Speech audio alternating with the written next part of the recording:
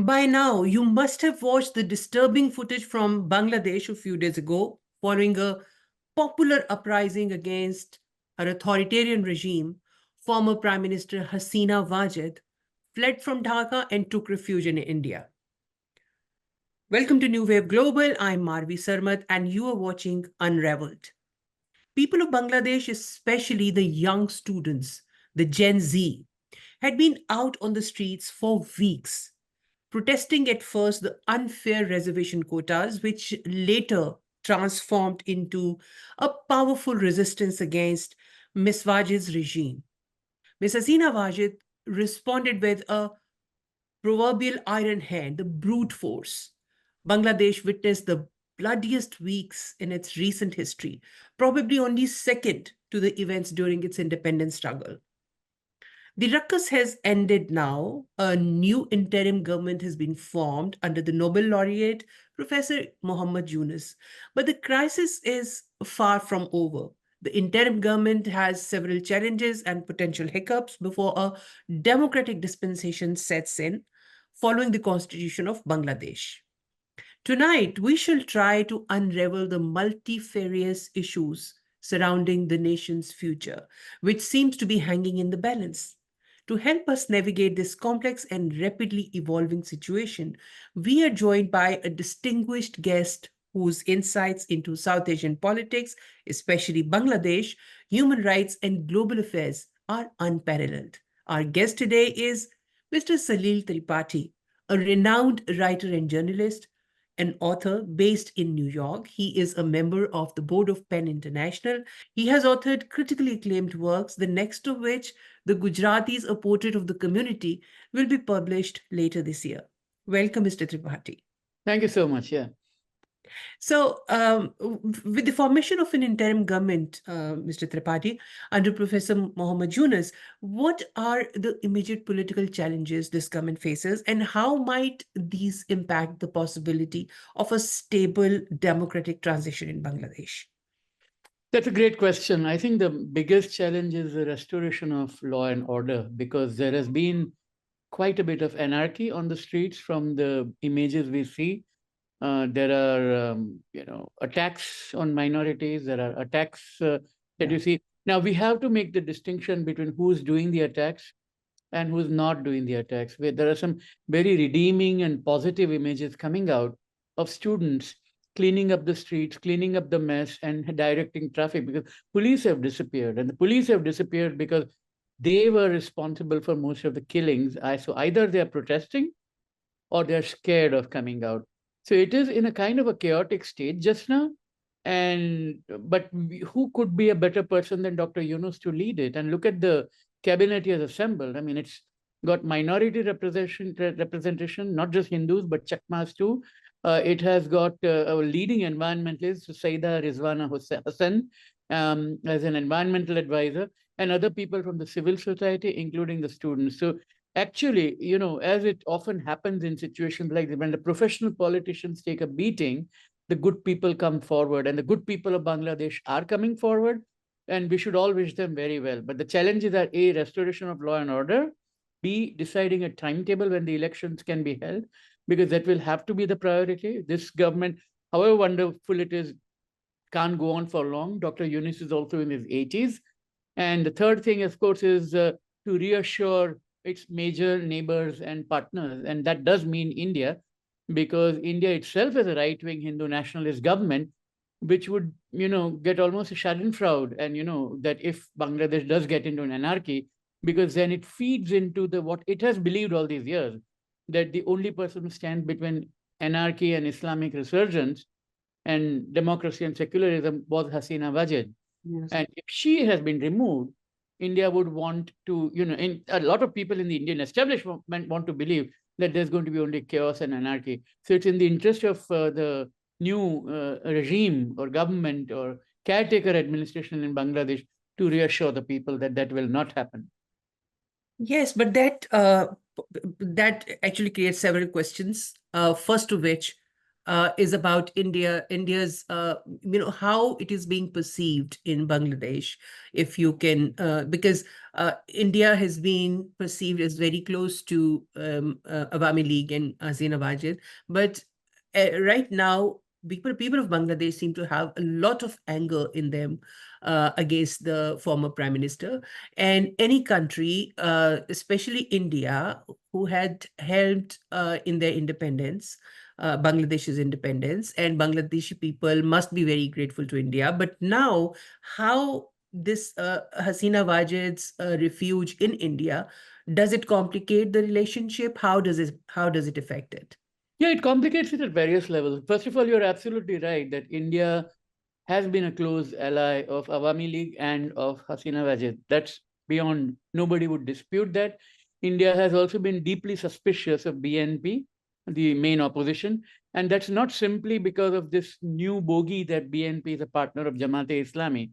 That's something that has been talked about a lot by the right wing in India. But even earlier governments were wary about BNP's ties with China, because BNP tried to, balance the two big powers by trying to. This was during the time of Ziaur Rahman. So we are talking about right at the beginning of the BNP, that there was this suspicion in India about it.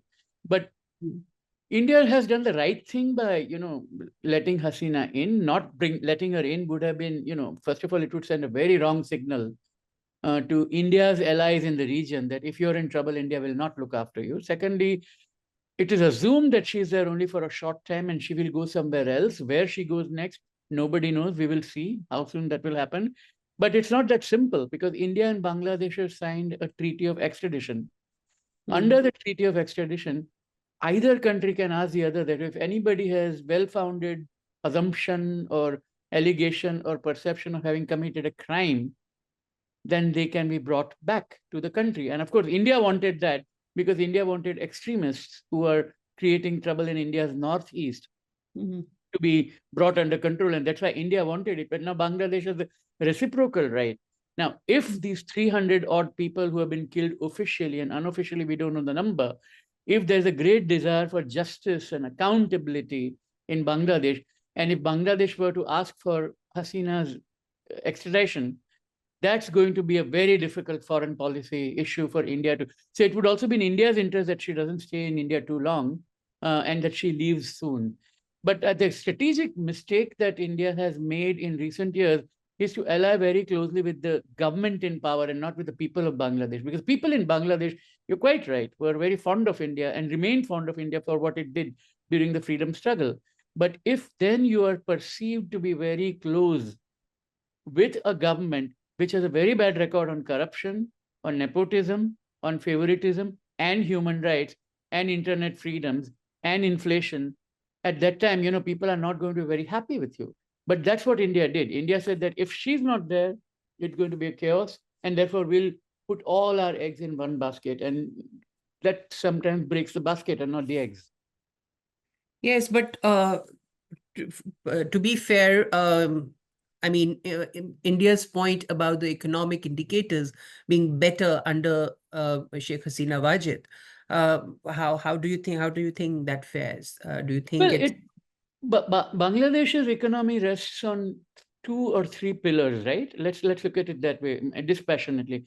One is garment exports. Now, garment exports would have happened regardless. The garment industry started in Bangladesh in 1978, at a time when Sheikh Hasina was still in exile. So it's not something that she has created. It happened because Bangladeshi manufacturers saw the opportunity to intermediate between global capital and global consumers. Global capital wanted a place where they can make garments very quickly and cheaply and efficiently from a workforce which was not highly unionized. And Bangladesh offered that. Bangladesh doesn't make manufacturing equipment for textiles. Bangladesh doesn't grow a lot of cotton. What it has is cheap labor. And so it is that which has given the figure of $40 to $47 billion of exports. It's great that it has happened, but it has happened. It would have happened regardless. And it's also very footloose industry. Tomorrow, the whole industry can move elsewhere if you find similar circumstances and even cheaper labor. Because, and that's not Bangladesh's fault, it's the fault of the consumers around the world who want t-shirts for $5. If they're willing to pay $20 for a t-shirt, then they will go to other countries for manufacturing. But so that's one thing worth bearing in mind. The other pillar on which Bangladesh rests its economy is remittances. And those remittances come from Bangladeshis who have to leave. They've got to work in Southeast Asia or the Middle East. They go there and do back-breaking jobs. I mean, I used to live in Singapore, and I've seen Bangladeshi workers doing really heartless work in extreme heat. And they go in Singapore in these trucks without seat belts, without helmets. They're taken from one point to another, and in extreme heat. It's an equatorial country where they work, and then they send their remittances back home. So it is that again which is fueling the economy. So those are forces which the government is not actually controlling. They're beyond the control of the government. So yes, Hasina did not interfere with it, but if you look at who owns those industries and textile mills, you will find that about 20 to 25% of the mills, the garment factories in Bangladesh are controlled by politicians or their relatives. And therefore, it's not as if, again, you can look at the whole issue of nepotism there that comes into it, and by suppressing the trade union. So yes, it is true that Bangladesh has made enormous economic strides, brought absolute poverty down to 5% and so on, but it's for circumstances which cannot be assigned to one leader and that leader's policies and frameworks. So, in short, Bangladesh improved its economic indicators in spite of Sheikh Hasina Wajid, not because of her. That's a glib way of putting it, and I've done it myself. I sometimes say it's not because of, I mean, even the social indicators are great, not because of her, but in spite. But in the social indicators, you do have a case, because Bangladesh has an extremely thriving civil society. It has amazing NGOs which have done brilliant work for healthcare, for women and nutrition, for child welfare, for women's rights. So yes, you could say that the government has been catalyst. It has not interfered a lot, but it is not primarily responsible, is the way I would put it.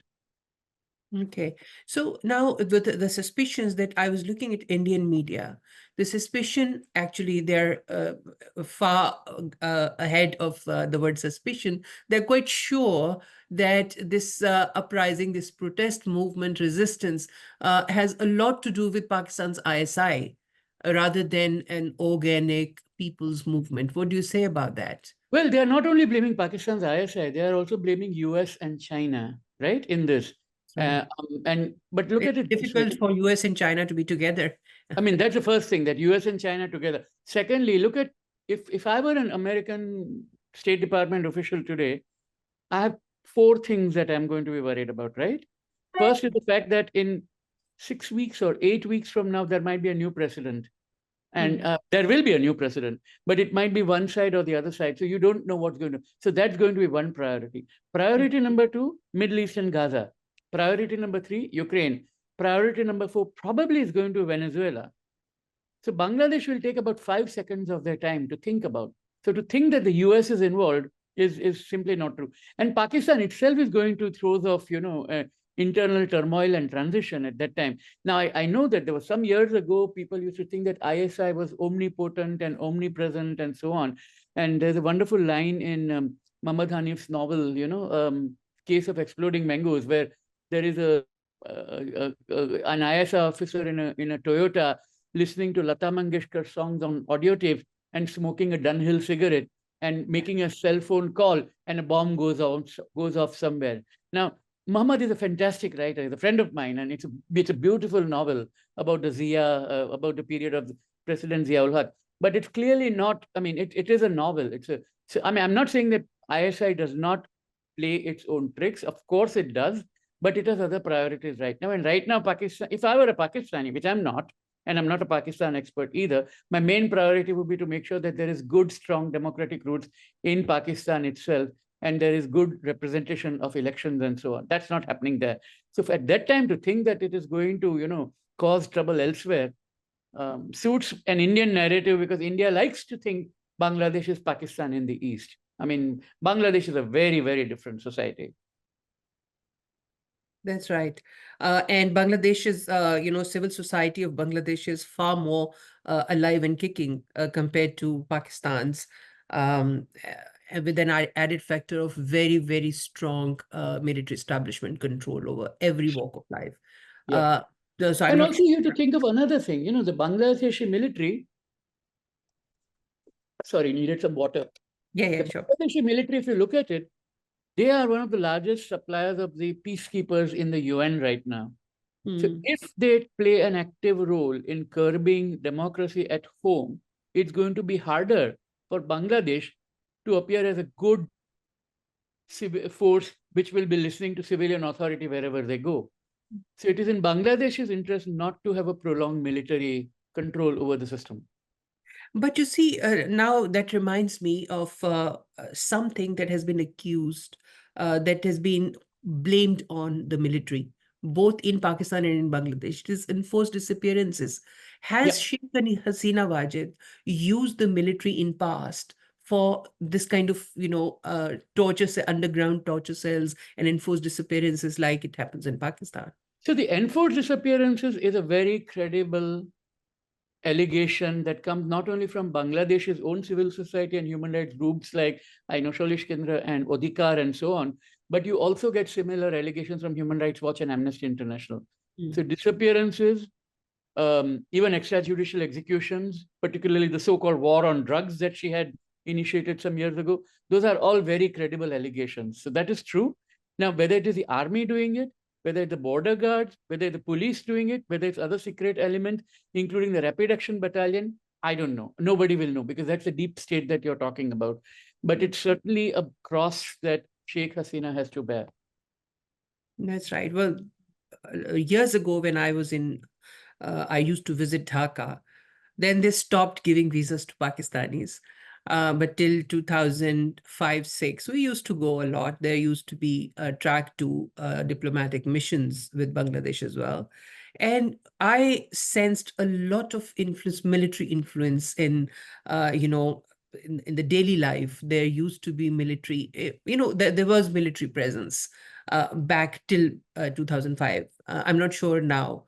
How do you see it? Is it the No, civil it's military? less. I mean, I've not been there since 2016 or 17, so it's been a while. And then after that, of course, COVID happened, and since then, I've not traveled much to Asia, so I can't really say that. But say more than that. But you two or three things happened, right? You had an elected democracy from 2008, 2009 in Mm, Bangladesh, because from 2006 to 8, you had that caretaker government, which was supported by the military, and which was the one that made sure that there were free and fair elections in 2008. And after that, of course, once she won the elections, Hasina, she removed the parts in the constitution which required a caretaker government before every election. And mm, because of that, she kept winning flawed elections that followed from that. But in the period that followed, 2008 onwards, two things have happened. One is that she has put a lot of people who are loyal to her in the military. That's one thing. But of course, they are not totally loyal because it was the military which finally told her that her time was up last weekend. And the other part that has happened is, the military has a new role internationally as a peacekeeper. So mm, military role is there, but it's no longer like 1975 when Sheikh Mujibur Rahman was assassinated, till about 80s and even early till about 1990, when you had a lot of military role in the government. That has waned compared to being institutionalized. mm.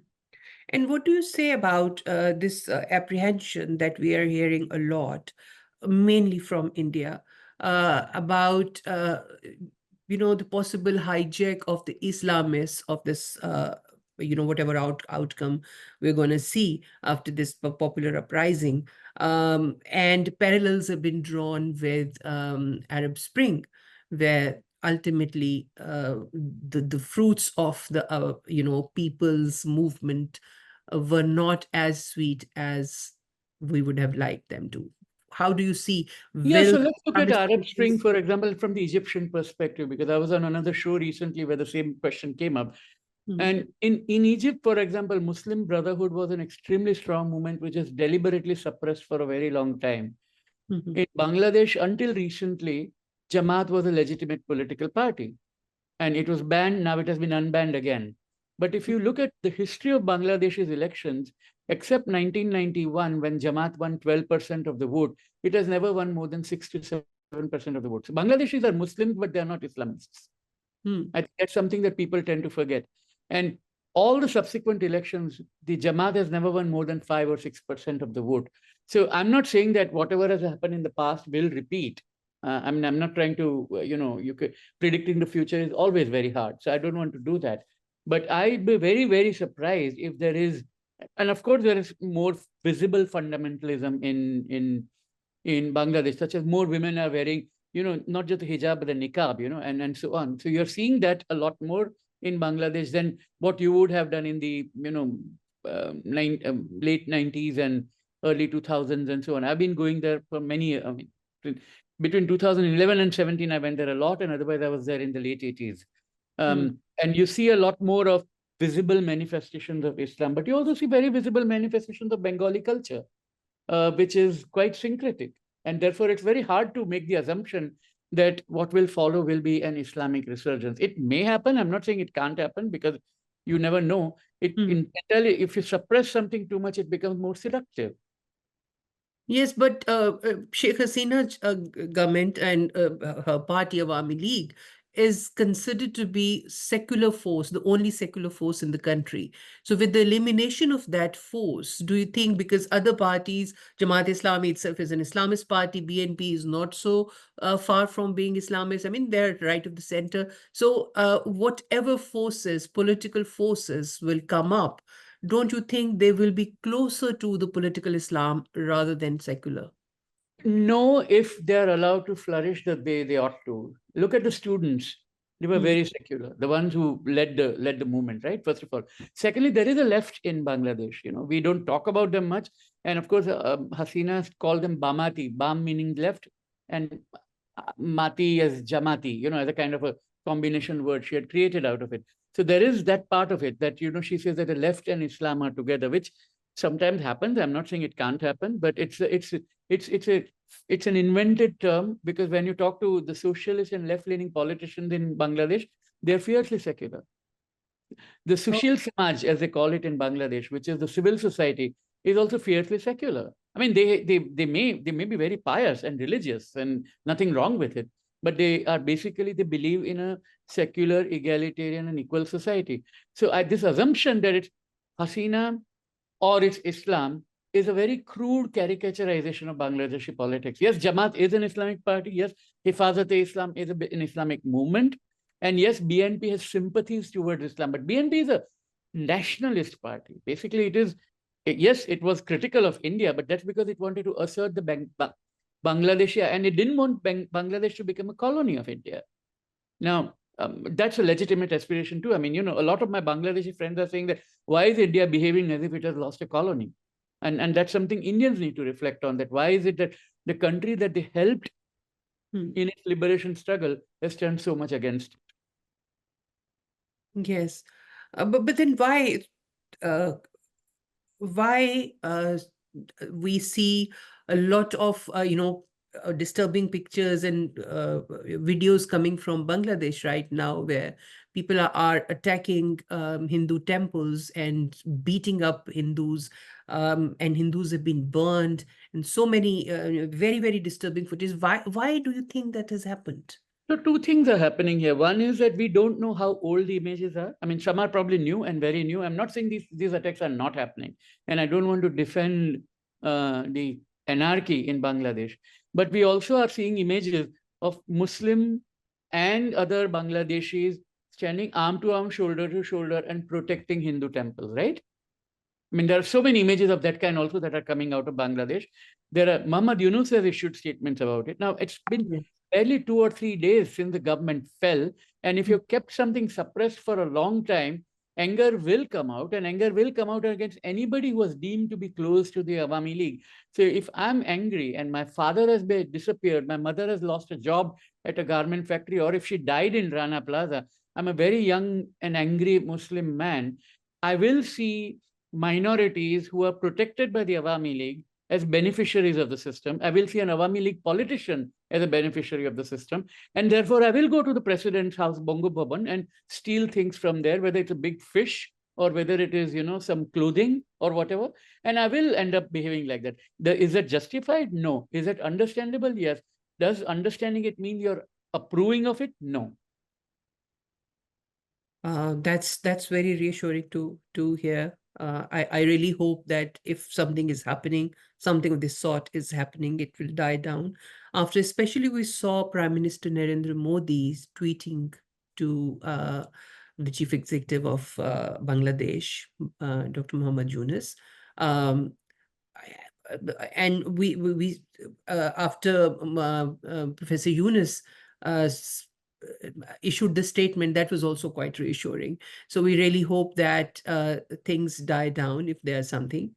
But that brings another question about the government itself in Bangladesh. Um, do you think, I mean, you have very rightly said that the cabinet of Professor Yunus is, it seems that the political forces have taken a back seat because these are all people who are not from any political party. And if I mean, these people do not have any experience of statecraft, how do you see them navigating, especially in the backdrop of the fact that this interim government is not, there is no place of this kind of interim government in the constitution of Bangladesh? So how do you see, how will they get the legitimacy? They can't legislate. How, where will they get the legitimacy to do whatever they are, they intend to do? So Bangladesh did have a constitutional provision which allowed caretaker government in the past. So But it it's will not not something right. that they're not aware of. That's one part of it. Secondly, Bangladeshis, a lot of them, of course, this is an elite Dhaka view, but you get it from others too, have for long wanted what is they called a -2 solution. And Mhm. -2 meaning a solution without Khaleda Zia and without Hasina Wajid. And they're getting close to that because while Khaleda Zia has been released, we are all told that she's quite unwell and she was in critical care unit. So she's not in the best of health now.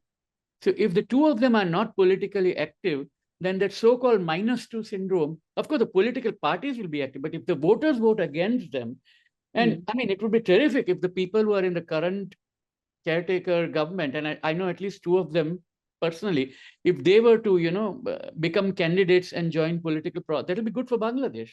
I mean, Mm. whether that happens or not is too early to tell. But I'm reassured that the cabinet is not full of politicians, and I'm reassured also by the fact that BNP may take it out on Awami League, and there were some horrible things that have happened. The tearing down of the statue of Mujibur Rahman, burning of his home, all those things are really terrible things, and that should never have happened because Bangladesh is erasing its own past and its history, and that's what they should not be doing. But it's happened, and it's again understandable, but not worth agreeing with or approving of it. It's because it's. I mean, I was telling another. I think it was one of the television networks I was speaking to a couple of days ago, where I did say that the statues are basically bearing the burden of Hasina's rule. Mm. That's right. It's terrible. I mean, it was very disturbing to see, people. I was watching one clip in which a man was urinating on Yeah. Sheikh Mujib's statue, which was very disturbing. And it's also understandable because the policies, the authoritarian tendencies of Sheikh Hasina's, regime throughout these 15, 17 years, this might have, it's just reflected uh, on the founder of the nation. Very unfortunate, shouldn't have happened. But now that it has happened, do you see Sheikh Hasina coming back and participating in the politics? Because I was reading a news item in one of the Indian newspapers that she might want to return to Bangladesh. She might want to, but her son has already said that she's not going back. Let her be a grandmother to her grandchildren. She's what, 75, 76, something like that. I mean, she's not very young either. I Hmm. mean, and if she goes back and if the government, even slightly hostile to her, is in power, they will reopen cases against her. She'll be kept in preventive custody and their charges will be against her. So it's going to be an extremely uphill struggle. And, if these I mean, everybody thinks that her big miscalculation this time was sending the cops and police with the orders to shoot at sight at students and other demonstrators. If that hadn't happened, if she had agreed to sit down and talk, none of this would have happened. But she chose to respond with force. So So it's where, very hard for her to yeah, come back from that. Yeah. yeah.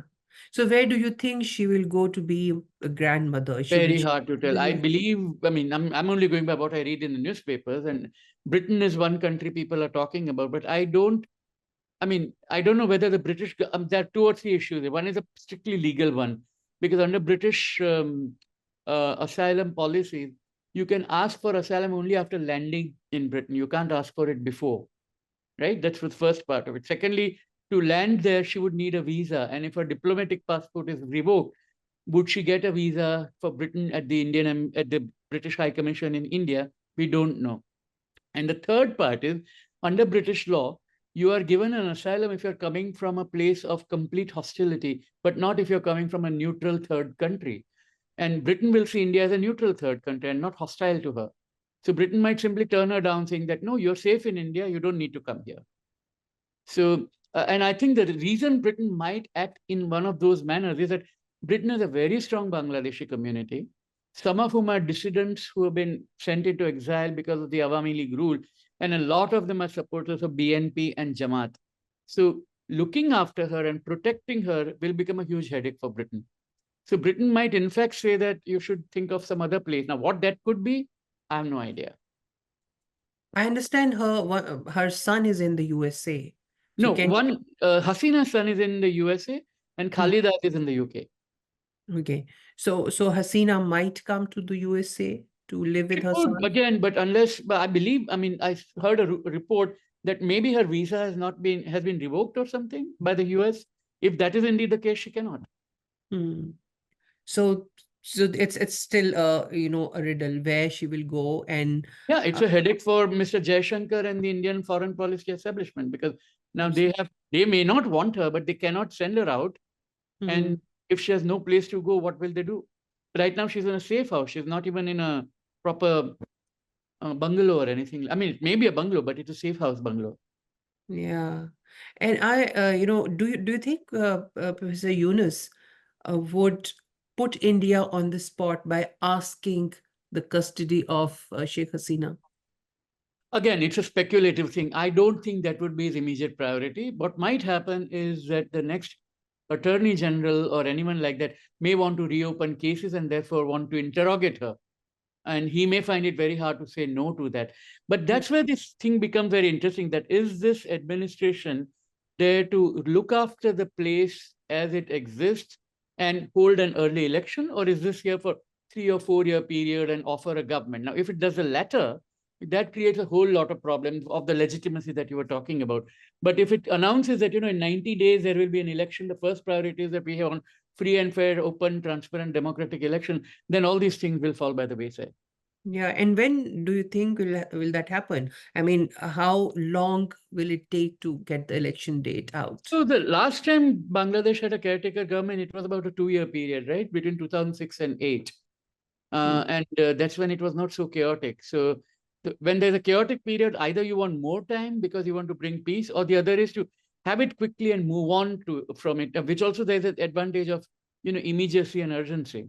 And so I really can't. I mean, it's entirely speculative. But they are already looking at the Bangladesh English language newspapers. Already there are demands from the opposition parties to hold the election within 90 days. Yeah, I think that would be a legitimate demand. Whether it would be acceptable or not would depend on a whole host of things. Because you are talking about, we are now in August, right? So September, November, December elections. Yeah, I mean it's not the monsoon season.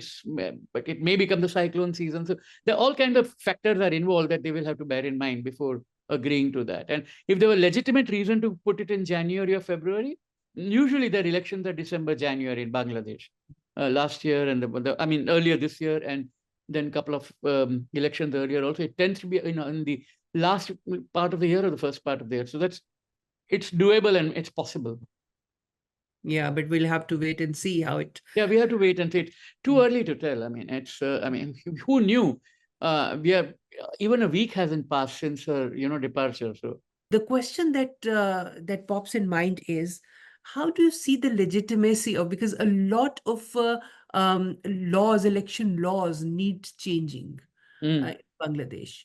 So this an interim government, since it is not constitutional, although there was a provision, like Pakistan, there was a provision of interim or caretaker government before, Mm, but it was repealed, I think, by Sheikh Hasina Wajid's correct. government. So in the current circumstances, this government does not have a constitutional authority to even make laws. How will it happen then? What do you see happening? I think what can happen is they don't have to make new laws. I don't think, I mean, short of, using the existing laws to Or prosecute those executive who have been orders? causing violence, that's one thing they have to do. And they obviously have a functioning election commission. They know how to hold elections, to Hmm. authorize them to administer a program. And what this caretaker government has to do is see whether it's a fully free, fair, and transparent process, and whether all parties that want to take part in elections are able to do so without intimidation or fear. So I don't think those are insurmountable hurdles. I mean, it requires political will, determination, and the ability to earn the trust of the people that, look, we are in it in order to get the system back in the hand of those whose job it is to govern it. And something along those lines is what we are looking at, rather than something that, okay, we are here, we may not be elected, we may not have legitimacy, but we are going to run this country for 5 years. That would be hubris, and that would be a problem. I hope that doesn't happen, and I don't expect Professor Yunus to do that. He had considered at one point becoming a politician. So if he does choose to become one now and form the new political party, more power to him. At least in spite of what Hasina Wajid says, he's an incorruptible and decent man, and it could only be an improvement over what has happened. Yes, absolutely. And all our good wishes are with the people of Bangladesh. Thank you No, very much, Salil Tripathi ji, for giving your sure, time to us. sure, sure. Thank you. Thank you.